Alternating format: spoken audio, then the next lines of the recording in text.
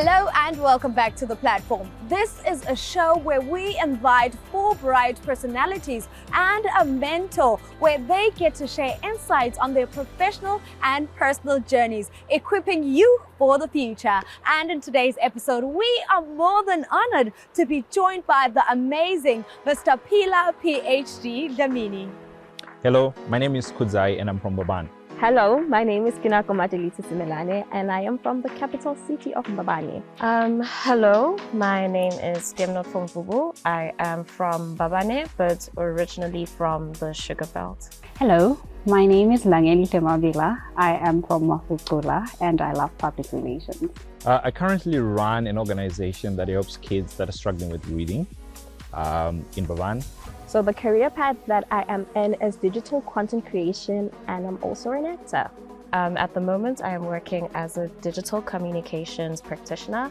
I help brands and businesses crush it online, just giving them the strategies and the right tools and management to help them monitor their online presence. Public relations is a passion that I grew up in, basically through reading and public speaking, hence I chose it. My mom was teaching other kids, so from seeing that and from learning with her and combining my interest with business, that's how I then started the business to help the kids. So the reason I chose this career path is because I've always gravitated towards the creative space, and these are the things that just seemed like I could do at that point. With digital content creation, it's something I can do by myself, and then that led me into acting. To be quite honest, this career path found me.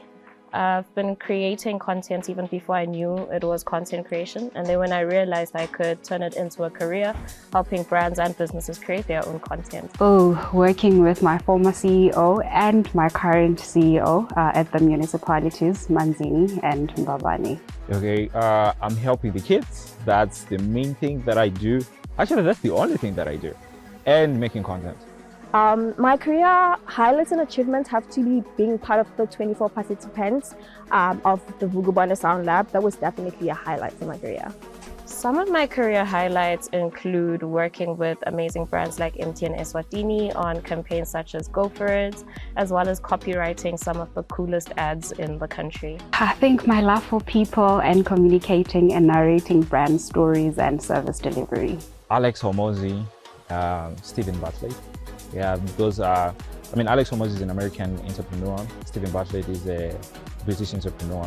They really started from the ground up. They built from the ground up their businesses to now have a really multinational, not multinational, but big corporations that they're running at the moment. Yeah. So what sparked my interest in my career, as I've said, I've always gravitated towards content creation, and I definitely believe in telling our own stories and just using the internet as a space to learn and share information. Other projects and initiatives I am currently involved in include the Link Up, which is a new connector platform that is bridging the gap between content creators and brands through events and experiences. I also dabble in voice over work and moderation here and there. I'm currently involved in community development in terms of girls mentorship and public speaking mentorship. I'm looking to learn how to manage people. I am currently in a short film called Regrets that you should definitely check out on YouTube. I'm inspired by people's stories. I love getting to know people, hearing what makes them tick, and just seeing the world around me as well. I draw my inspiration from my background. I grew up in Mafukula. It gives me strength every day to know that, you can come from nothing to being the bigger brand that I'm growing every day. I drew my inspiration from the people who have done it before me, the likes of Nandine Lepu, and just all the amazing people who've done great things, even in this country.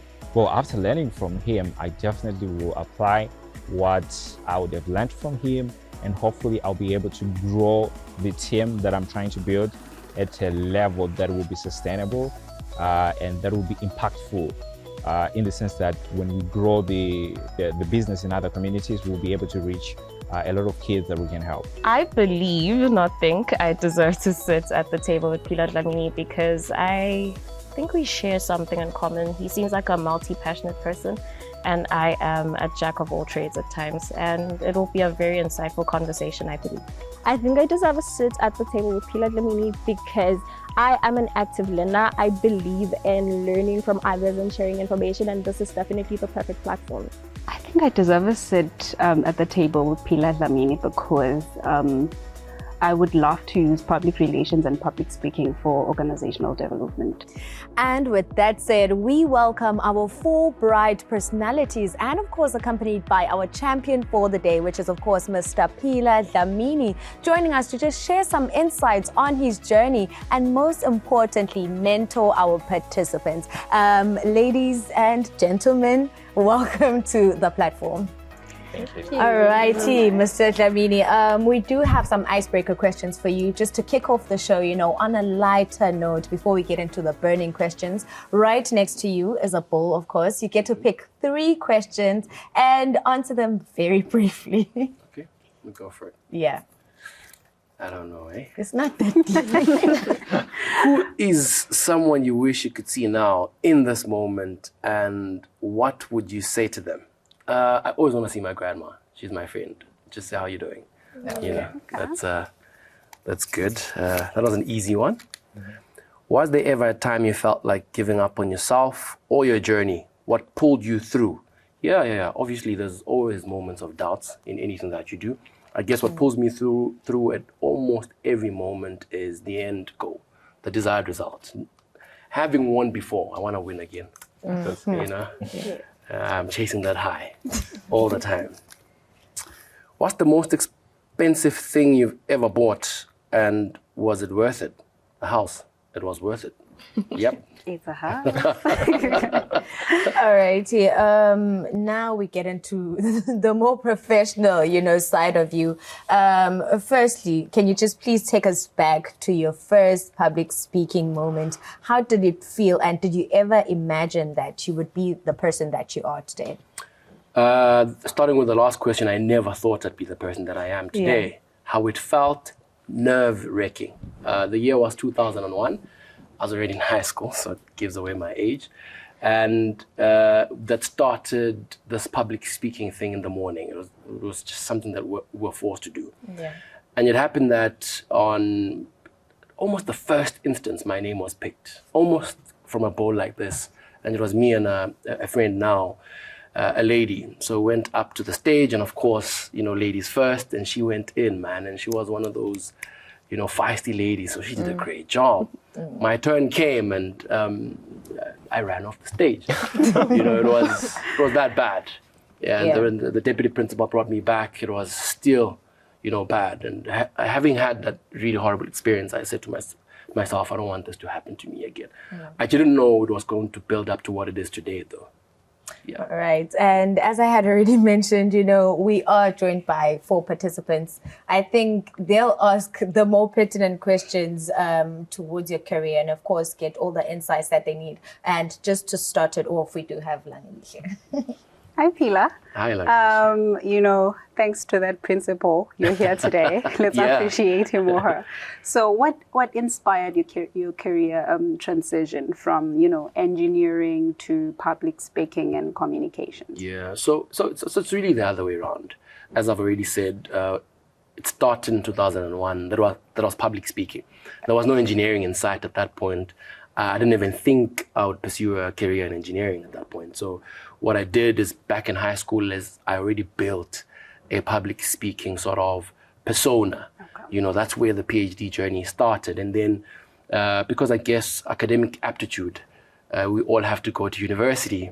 I found myself precipitating towards engineering because I was in love with science, chemistry, and and all of that. And then I moved to South Africa and I did engineering. But then the journey has gone back full circle. Okay. I've never left public speaking. Engineering just became a small part of the journey, but it's always been, public speaking and communication all the way. Thank you. Love that. It's interesting that you started early. I'm really curious to know what lessons did you learn early that shaped you into your confident speaker that you are today? Competence. I just had to know what I'm talking about at every turn. Because public speaking is not about just being in front of people and firing off. it's also about the content. What are you saying to people? Yeah. Why should they listen to you? You can't just be a public speaker. There must be a reason, behind your public speaking. So for me, at every turn, when we started with debating, for instance, why we won a lot of our debates is because we had our research on point. So we had all of our content in check. When we get out there, yes, we speak well, but what are we saying? So that was the entire point for me. Just let's be competent in whatever that we're doing. And speaking of competence, it's very interesting how your first time public speaking, you ran off the stage. Being someone who is now very great at it, we see a lot of young people when they start out as well, they freeze when they speak in public. What has helped you overcome that fear and build your confidence outside of that one incident that happened in 2001? So first and foremost, everybody freezes, right? And I've just shared with you, I did not decide to run. My body ran, and I just followed it, I guess, with my mind and my spirit. Public speaking is in the top 5 biggest fears in the world. There's the fear of heights, the fear of death, and so many other fears like snakes. Public speaking is high up there with that. So that's the first thing you need to acknowledge as a person, is that if you can be able to speak to 5 people like this, you've already conquered, at least partially, the public speaking fear. So if you take it any step further, then you're doing better than most. So if you acknowledge that and you understand that, I think you are at a good place to start. And also be kind to yourself. Imagine if I had ran at that time and I stayed running, or at every point I remind myself that you should run. I wouldn't be where I am today. So be kind to yourself. You learn, and step by step, I think everybody can be a great public speaker. I really, really believe that. Amazing. I think you talked about knowing your story even as you're speaking. So what would your advice be for somebody who's trying to find their voice, and also how can they build their confidence? So we live in the age of storytelling. I think if you get your story right, that's first and foremost. The public speaking in itself is the end goal. It's not where you start. I think it's the information that you start with. It's the crafting of the story that you start with, the research, the putting together your points in a certain way.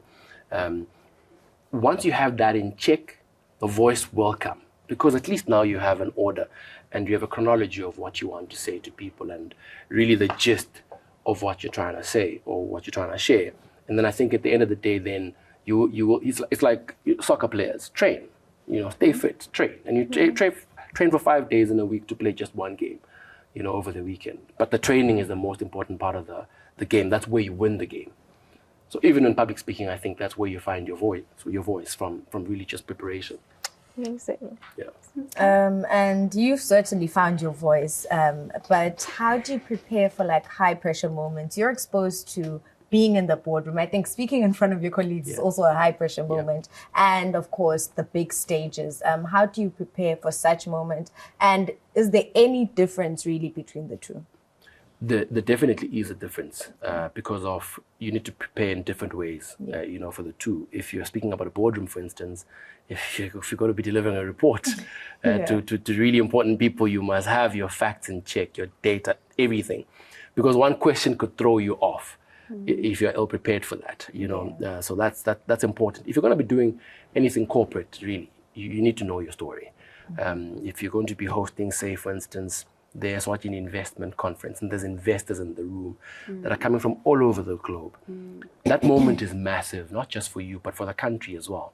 So you need to give it the importance that it deserves, even from a preparation perspective. And then there's obviously the entertainment events. Those are easier. That's a bit nicer because nobody's really focusing on the MC. It's not about you. People want to see the next act and the next act. And many of these acts don't really need much in terms of intros. So those are the easier gigs, at least in my experience. It's the corporate stuff and the ones that need you to be really, really prepared. And that's where you win that as well. So that's my preparation, I think. Great stuff, Nkosi. I think as somebody who is in the stakeholder engagement and management space, in the municipalities, we have different stakeholders that we need to tune into every now and then.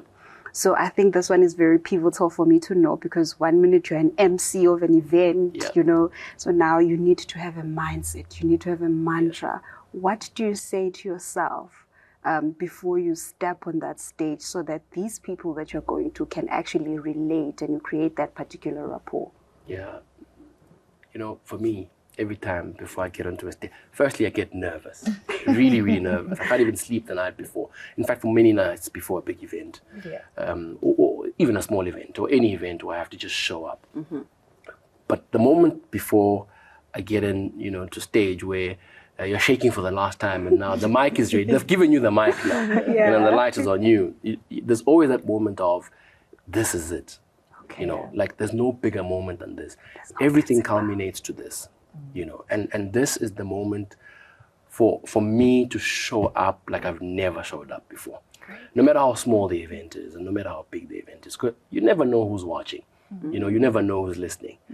But that moment always comes to me before I go up, because when the person that's running the event or the stage manager says, showtime, there's no turning back. It turns out I can't run anymore. There's no principle. There's nowhere to go you back. Now you're there. You know, so I think it's just that 1 second when you say, look, this is the biggest moment of your life, you know, and it doesn't matter who's your audience. Wonderful. You know, as we're speaking about this, I'm just realizing content making is actually public speaking. That's why a lot of us are so afraid to speak into the camera. Now, my question would be, what common mistakes do we make when we're publicly talking to a group of people without even realizing it? There's one thing that I do not appreciate about a lot of public speakers, especially maybe the people that are starting off and coming into the space, and that's the use of big words. Like people are discombobulating. You're like, when have you ever needed to discombobulate in your life? Like, why do you need it now? You know, I don't even know what it is at that point. And I think that's where you then just miss it. The point is, if you're going to go on a stage, then my 5-year-old nephew should understand you. You know, he should be interested to listen to you. My 85-year-old grandmother should also be able to follow. You know, if you can get these 2 members of your audience, everyone else in the middle is taken care of. So what a lot of us are doing now is we're going up to stages and trying to sound political. Trying to sound smart. People don't try to sound smart. They're just smart. That's just how it is. You know, they just show up and they speak and that's it. And everybody understands and they leave. So I think if you are going to interact with people on any stage, be as simple as possible. I'm also, you know, a scientist. I'm an engineer. And, you know, in mathematics, you must give your answer in its simplest form, like all the time. You know, just simplest form. And if you can simplify it, I promise you it's the best. No, thank you. I'm taking notes from that. A lot of notes. So a fun fact is I also did public speaking in school, and I'm actually an introvert, which is the wildest thing. I'm an introvert. That is so crazy. That is wild. So one thing they did reiterate, like a lot, was body language can make or break a message. How important is body language in everyday communication now? And maybe can you share a moment where it either made or broke a message you were trying to share?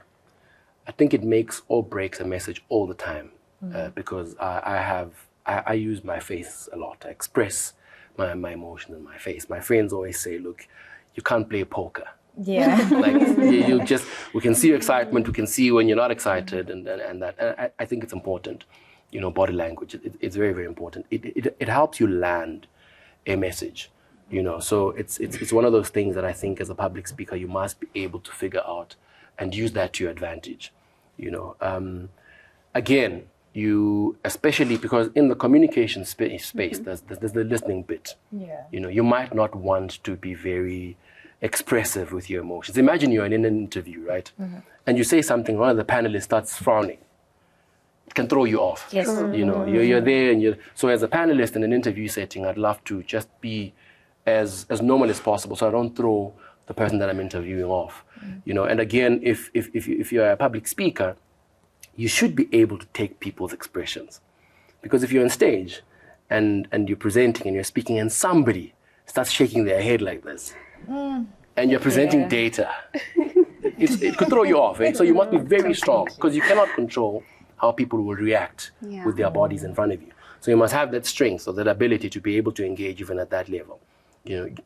So I think body language is very, very important. It's almost like it's as important as the tone of your voice, when you're in public speaking. So if you can get that in check, I promise you it can, it's a superpower. Okay. You talked about the fact that when you're speaking, everybody should be able to understand and hear you. Yeah. But I want to know, how do you tailor yourself to different audiences, whether be it you're addressing the youth or you are addressing professionals? How do you present yourself to those different people so you are appeal to them? Yeah, because those different crowds need you to show up differently. That's the truth. I work with high schools, for instance. I cannot speak to high school students the same way I speak maybe when I'm in a room full of CEOs. That's important. But I think the best way, for me at least, to do all of that is to interact. It's easy though, if you look at the different things. The only thing I haven't been is a CEO, but I've been a student, I've been, maybe not an artist per se, but I've been on a stage with artists, I've interacted with artists. I grew up in a rural area, I grew up in a suburban area as well, so I've been in the different environments. So I pretty much know how to reach out to people. I cannot get there and start speaking English. So then I understand that sort of nuance in that particular area when I go to a school. I've been a student before, but I do understand this generation is different. So you might have to be more hip, now than you had to be during our time. So it's just a small adjustment when you get there. And then in corporate, that's why I exist. I might not have been a CEO, but I know how my CEOs that I've worked under behave. I know how the things that they prefer and all of that. So it's going to be, it's part of research, even though for me it happens maybe day to day and through my life experiences. So I think if you are going to go to a crowd, wherever you go, you need to understand that.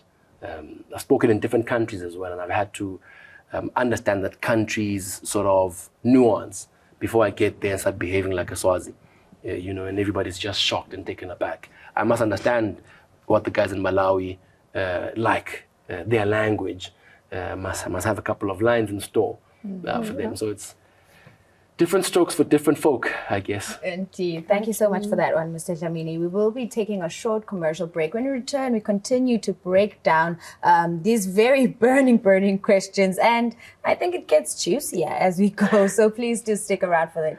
But that is only when we return.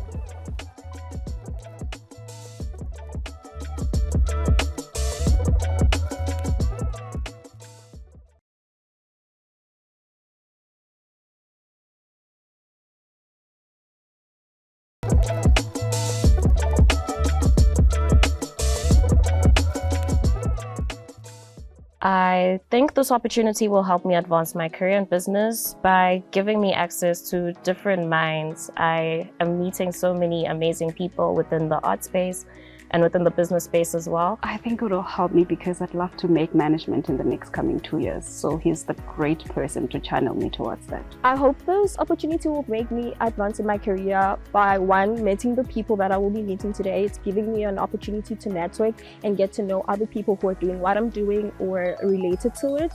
So yeah. I like to do nothing. I work all the time. I'm a certified workaholic.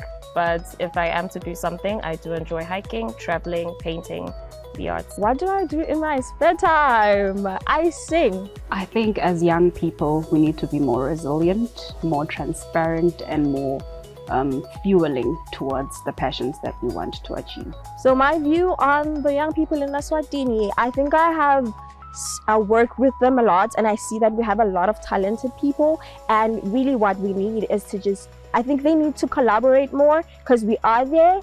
Collaborate more, and also just the people who can give us a platform or create their own platforms. Hello and welcome back to the platform. We have returned, and today's champion for the day is of course Mr. Phila Dlamini, popularly known as PhD. He is joining us, just to share some of his experiences in the professional space, and most importantly, mentor you at home. We hope this conversation will be beneficial to you. Just continuing the conversation, Mr. Dlamini, sometimes you're fortunate enough, I always say, people know you as PhD, but guys, Phila is like at the top of the chain right now. You sometimes sit in hiring panels. What are 3 common mistakes that young people make during their job interviews? Yeah. That could make you unemployable. Firstly, I don't know if I'm at the top of any chain, but it's fine. I think young people sell themselves short. You know, there's one question in an interview, and it's a scoring question. Tell me about yourself. And young people are very modest. You know, I have your CV in front of me, and I can see how amazing you are. Yeah. You know, but I'm asking you to share it with me, and you can't. And I understand some of these things are cultural things. We've been raised in Southern Africa where we're not taught to speak about ourselves or to boast about ourselves. So it then comes even into the workspace. But if you go to West and East Africa, you'll find that our brothers speak about themselves very, very much. You know, they come in and they call themselves ambassador. You know, fine man, no pimple.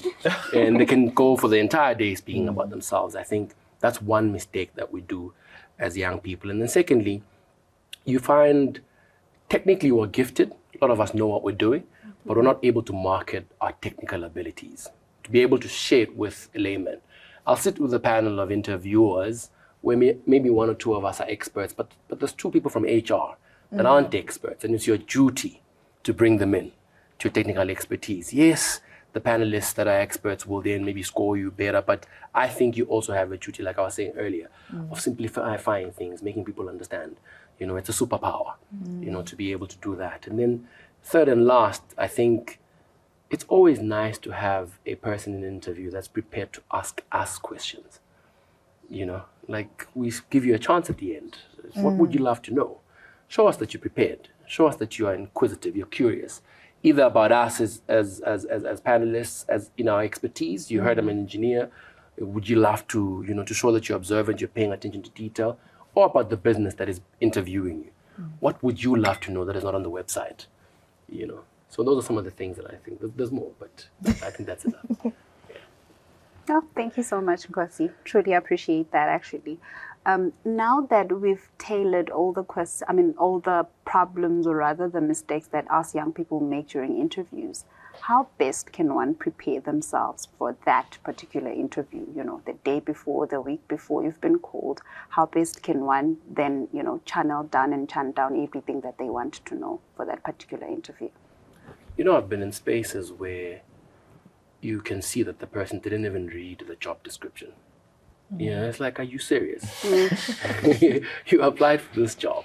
I mean, your CV is good, but did you really go through what, even the ad? And the ads are not really that complicated. But now companies have got websites where you click a link and it shows you the full spectrum of the job. And of course, our questions are going to be tailored towards that. You know, so I think it's very important for you to just go through that in your preparation. You know, try and figure out what questions would be asked based on that. Yes, it won't be the same pound for pound, but it'll give you some leverage because it'll give you a certain bit of understanding of what the job is. You know, people come to interviews for vibes sometimes. They're like, are you serious? You know, so I think that's one of the best ways to do it. If you have people that work for the business, engage. Ask them about the role. You know, what more can they tell you about the role? Nobody will give you interview questions, of course. It's not the best way to prepare.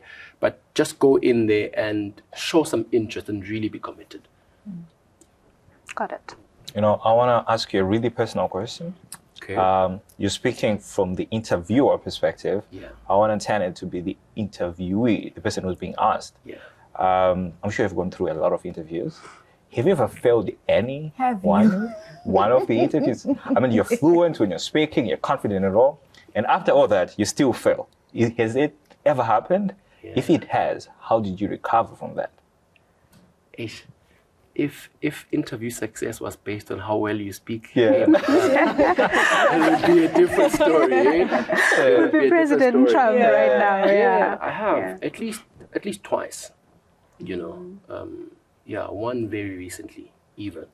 And what I like is that at this level, then you get to engage when you don't make it through a process. You know, and you get to fully really understand why you didn't get through a process. What's nice though about feedback is when feedback says you were not bad, there was someone better. You get what I mean? Because failing doesn't necessarily mean you're bad. I mean, if two teams get to a final, one has to win. Yeah. By getting to the final, it means these are two very good teams. Yeah. You know, so you get into a final and you play well, but you just don't score a goal. And the other team scores, you know, and then they have won. So I think for me, that's how I've looked at, you know, at least my recent failure. I don't even want to call it a failure, just a small setback, you know, from an interview. But yes, I have gone through an interview where I did not succeed. And I think I was well prepared for that. But it happens. It happens. There's something about it not being your time sometimes. Yeah. I love how you don't want to call it failure, but a setback or redirection. And I think that's a very beautiful way of viewing it. And maybe it's perspective that a lot of us need. Yeah. But as someone who sat on so many interviews as the interviewee, what exactly are interviewers looking for when they are trying to find that ideal candidate for a job? What is that one thing they're looking for that they don't really say out loud? Different interviewers or different companies are looking for different things, right? But I think in general, what we all agree on right now is that the technical stuff we can teach, the personal stuff that we can't, you know. So I think businesses want to hire the right people from a personality perspective, a mindset perspective, and most definitely, as you're saying, an attitude perspective. You know, you can come into a space. I'm an engineer that's in HR. You know, somebody must have taught me HR, right? Yeah. Even though my technical ability or qualification was a scientific one, you know, at first. But I want to believe that it might have been a personality fit that moved me into the space that I'm in now. No matter how much you want it, if you don't fit from a personality perspective, mindset perspective, and the softer skills, or what I like to call the essential skills, I think that's where you win it the most. You know, and this is not to say that technical skills are not important. They are, because that's what will bring you to the table in the first place. But now we're going to sit there and ask situational questions. And that's why even after you make it through an interview, sometimes depending on the level that you're in, you'll go through a psychometric examination where there'll be situational things you're going through just to test how you deal with people, how you deal with hard situations, conflict and whatnot. Ngoba, you know, in the workspace, as bafuni bami bangapenya. Yeah, I'll pay you. I mean, because what we'll do here is we'll push you to your limits. You know, we need you to be able to handle situations like that. And if you're a leader, even worse, because you lead all sorts of people. Some people will just test you to the edge. We don't need you to fall over that edge. You know, you must be able to handle yourself. So I think businesses more and more now understand that the skills we can teach, and we invest a lot of money in teaching those. But it's the personality in many times where we find a snag. That's good. That's really good. So if you can work on that, I'd really say do. Okay. I mean, as we're talking, I'm realizing you've definitely done really well for yourself in your career. And I just want to know, what advice would you give somebody who feels lost or pressured about choosing the right career path, and especially, I think, the alternative career paths? Yeah. I think you're very kind.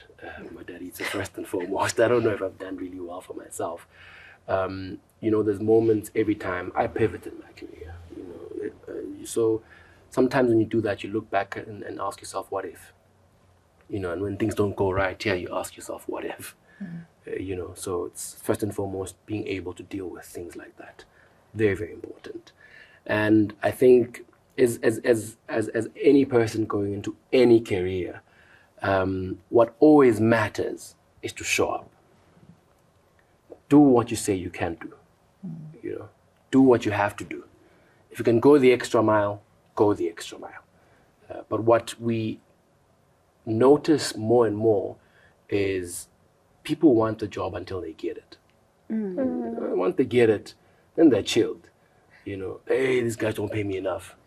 No, I'm going to do I must do this. And then you realize, actually, maybe this is not the type of people that we need in this space. You know, I was working in manufacturing, and there was a point in time where I had to move from my workstation to another workstation and production, and my boss was speaking to me about it. And I said to her, I could see it was a tough conversation, for her. And I said, if you could say to me there's somebody at the reception and I must go make them coffee, I could go there and ask them how many sugars. Because I'm here to ensure that this company works. This company needs me. I need the company more than it needs me. Yeah, that's my mindset and mentality, at least.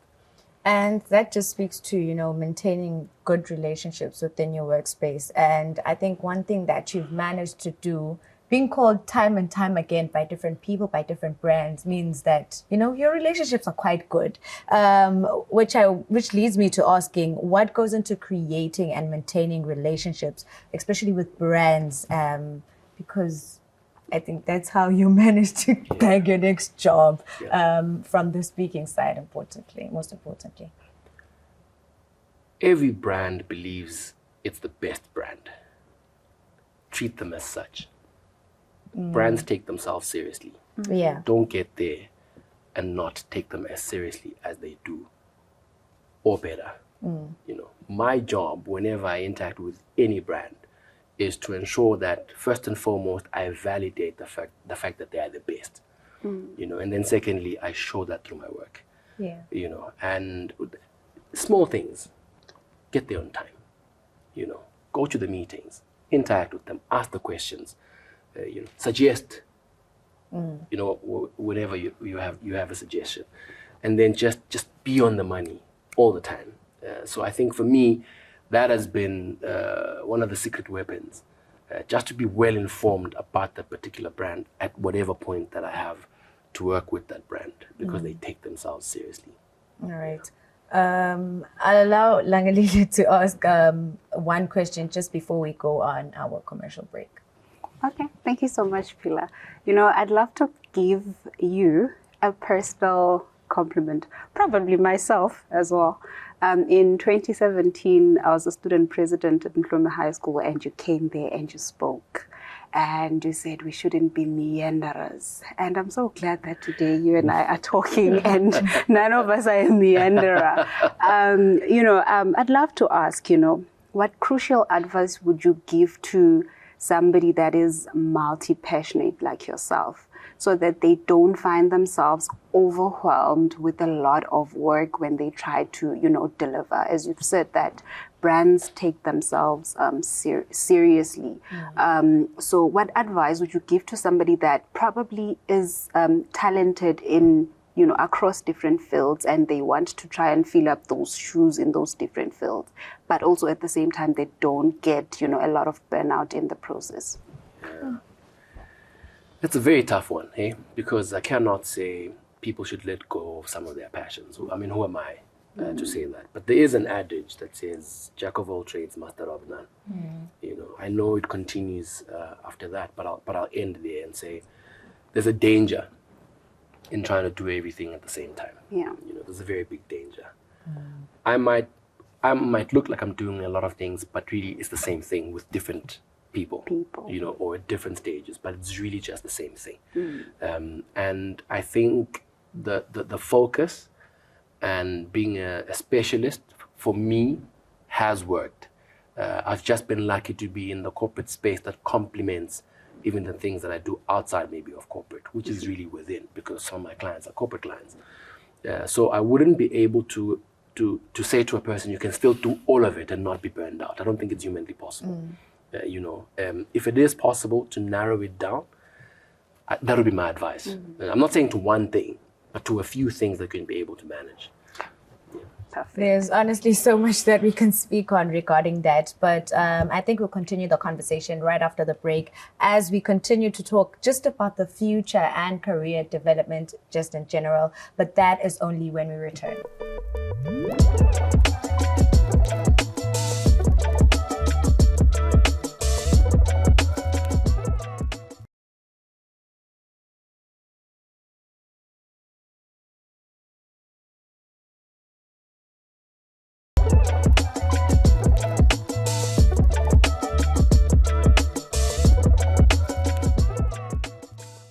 So I think we have the passion for business. The skills is another thing. Personally, I'm still learning every day. I learn sales, marketing, you name it. So I think we need to learn more and fuse that with the passion. I think we can grow in business and in our individual lives? I am so inspired by the youth in Eswatini. There are so many talented people doing amazing things, and the biggest thing I love about the youth is how when we get into a room, we leave the door open for the next person, lifting as we rise. Very inspired by them. My future goals and aspirations are definitely to create spaces and communities where we can all share our knowledge and work together, and also just opportunities. So I hope to create platforms for people to show whatever they're doing. I have many goals and aspirations, but the biggest one is to grow my career within the digital space. Hopefully creating employment along the way, starting my own creative agency. My future goals as a young person is to make Shivning in 2028 so I can pursue my master's in Salford University in the UK. Welcome back. The conversation still continues right here on the platform, and today we are more than honored to be hosted by Sibane Sami Hotel located in Eswatini. They have so many offerings which you can check out if you visit their website, which is www.sibanesamihotel.co.za. But our conversation still continues with Mr. Phila Dlamini. He's been sharing so much, about his professional journey, and most importantly, encouraging the people at home and teaching them a few things about our corporate spaces and just, your own personal life. Continuing the conversation is, of course, Kudzai with his very next question. Thank you. Mr. Phila, my question is, what's one career decision that's changed your life forever? And what can we learn from it? Oof. Wow, that's a very, very, very rich question. Well, I've made so many decisions in my career. I've risked it out of university. I didn't go straight to work, started a company in Johannesburg. Worked with a few friends, so that's a risk, on its own, but taught me quite a bit. Not only about entrepreneurship, but just about being in a different country and running a business. Where it's a place where you don't belong, per se. And then coming back into the country and starting from scratch and joining a manufacturing company, working in the thick of things now, which is really in production. And then the big shift, which is pivoting now into the human resources space. I think that's where, for me, there was the biggest career progression, not just maybe from an employment perspective, but also from just, my passion, which is public speaking and human development. It then became like the crux of who I am. And that was like the pinnacle of PhD as well. So I think that was it. There's a few there, but that was the big one that really shifted everything for me. No, and the second part of the question was, what can we learn from it? Risks pay off sometimes. Sometimes. Not always. In my case, they paid off. And that's the sometimes that I'm talking about. But I cannot say that is true for everyone else. But for me, I've taken some of the biggest risks that have totally paid off, even in the public speaking space.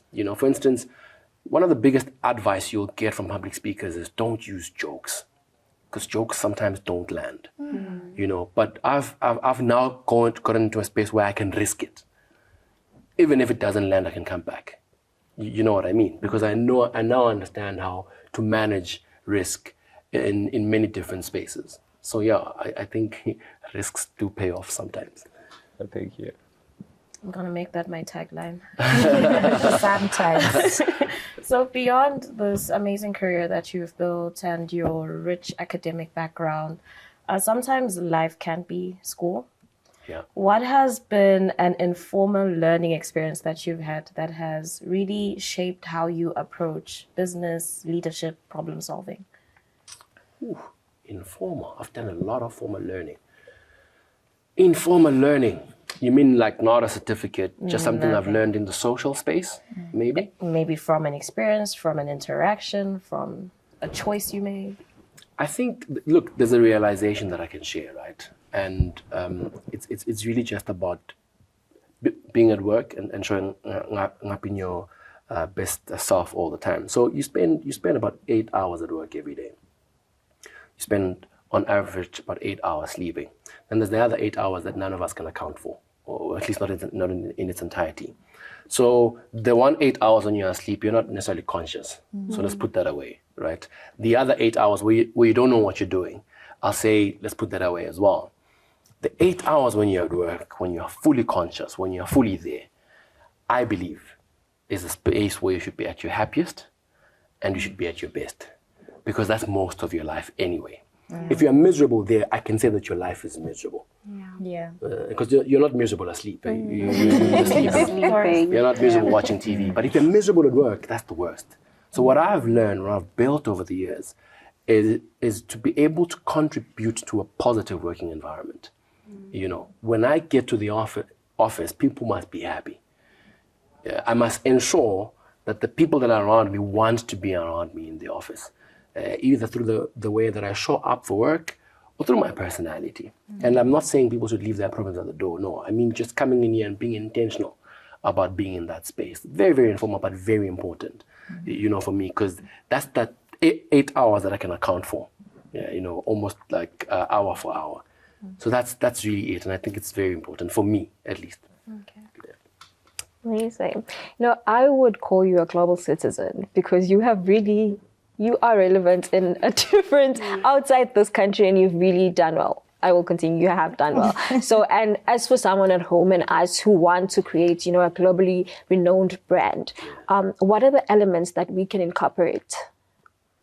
Yeah, but that is, you're very kind. You're very, very kind. Seeking the truth. After you said that, I didn't even hear anything else. But I'll wing it nonetheless. To anybody that is at home, I think one of the key ingredients of life in general, whether you want to make it in corporate, whether you just make it socially, or wherever you exist, is humility.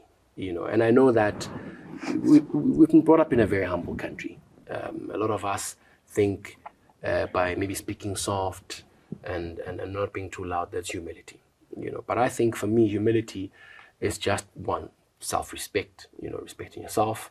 And then, of course, extending that respect to the people that you interact with, be it at work or in the social spaces. I think it's also very important to be in touch with your roots, you know, your culture. I think it's a bit obvious maybe today, you know, speaking about that. I think it's Marcus Garvey that once said that people that are not in touch with their history or their heritage are as good as a tree without roots, you know, and I think that there's so much to learn from where we come from, you know, our roots as Eswatini. Everything else is a bonus. You know, when you see the public speaking, that is just an answer that comes from so many things, you know, underneath that have been questions over the years and have been answered through some of these behaviors and beliefs and principles. You know, so if you're at home, this is the end goal. Let's think about the building blocks of what it is to just be a decent human being. You know, I think that's the most important thing. Before you're a great professional, great speaker, you must be a decent human being. Very beautiful. You know, there's something that struck me is that your professional journey has been through times where technology wasn't really a thing to a time where, you know, there's the rise of the fourth industrial revolution, and, you know, AI seems like a threat to our jobs right now. Would you say it's an actual threat or an opportunity that we young people should embrace? And how are young people actually just doing too much when it comes to the idea of AI, and how is it a threat to their jobs or them getting into jobs? It's a threat to your job if you don't use it. It's definitely a threat to your job if you're not skilled in it. Any new technology that comes up is a threat to you if you don't get ahead of it. You know, I think right now, AI is an equalizer. You know, and those who will learn it first then will move up, you know, quicker than the rest of us. Instead of looking at it from a pessimistic point of view, I think we need to be optimistic because it's here. Yeah. It's not going anywhere. Yeah. You know, if we all agree that it's going to take our jobs, what are we going to do? We're going to stop it? We won't. You know, we must still work on that. How do we survive if that really is the truth? But if it doesn't take our jobs, how will it make our jobs easier? You know, how are we going to become more efficient because of AI. I know that in my space, it's made so many processes even shorter, you know, and that was not anyone else's job, it was my job. But it has just made me more efficient, you know. So if you're gonna go out there and look at any development in a negative way, it'll affect you negatively. Yeah. You know, but if you go out there optimistically and you look at it positively and think of ways how you can take advantage of the fact that it exists and it's free, I think you can actually leverage it. So young people at home and anybody that has access to any form of artificial intelligence, I say before you use it to create funny pictures, find out how you can use it to either develop yourself or, my favorite thing, make more money. I think there's only so much, you know, we can say after that. There's obviously more that we'd want to ask, you know, regarding just our own life experiences, you know, professional journeys, and of course on behalf of the people that are watching. But unfortunately, that's where we end our conversation for today. You will, however, get to know how the 4 participants felt, you know, about our conversation right after this. But thank you so much for joining us, Mr. Dlamini, you know, sitting through it and giving us very important pointers to our next steps in life. I hope this will be beneficial to all the young people at home, and not just the young people. This is for everyone. The platform is for everyone. But thank you very much for joining us. Thank you for having me. Appreciate it. All right, Babule Makaya, that is it from us here at the platform today. It has been such an insightful and impactful conversation. Thank you so much for joining us. And thank you so much to Sibane Sami Hotel for hosting us today. But with that said, I have to leave you. Until next time, it is goodbye and God bless. The key takeaways that I gained from the conversation today is number 1, competence is important. You know, Phila talked about how the best way to prepare for a public speaking thing is to actually be competent about what you're speaking about. So competence is very important. It builds confidence. And the second thing was you have to treat everyone like their brand is important. When you're working with anyone, treat them like they're the best. And that really will yield good dividends, in my own opinion. The key takeaways that I have gained from this conversation is, firstly, don't sell yourself short, show up, and always know your story. The key takeaways that I got from these conversations was the fact that it really is all a journey. From PhD's journey, you can see where it all started, and eventually it led into here. So literally the small road literally takes you to the end goal. The key takeaways that I've gained from this conversation is that whatever you're trying to aim to achieve, always be humble and always prepare. And if you're given the opportunity, ensure that you give it the best that you can always give. The platform provides an excellent program for young people to learn directly from people who have experience. Earlier, we talked about how young people are passionate, but passion alone, I don't believe, is enough. So when you meet someone who's been through whatever you're going through, and they guide you through whatever you're going through, it quickens the journey for you. So it's really important for young people to learn from this individual, and the platform provides such an incredible opportunity. And I think that's one of the best things about it. The one advice I received from the mentor that I will be taking home is risks do pay off sometimes, but of course calculated ones. The key advice that I took from the mentor is that preparation is key. Before you show up, you need to do the work, do the research, and you'll be perfect. Oh, my mentor today just simply told me that just go and flourish, keep being the best that you can be, and the sky's the limit. What a beautiful and insightful episode. We hope that it was beneficial to you at home. Please do stay tuned to the platform as we continue to equip you with all the necessary tools that you need for your future with our mentors. But from myself, Belon Kosi, and the rest of the team, for today it is goodbye and God bless.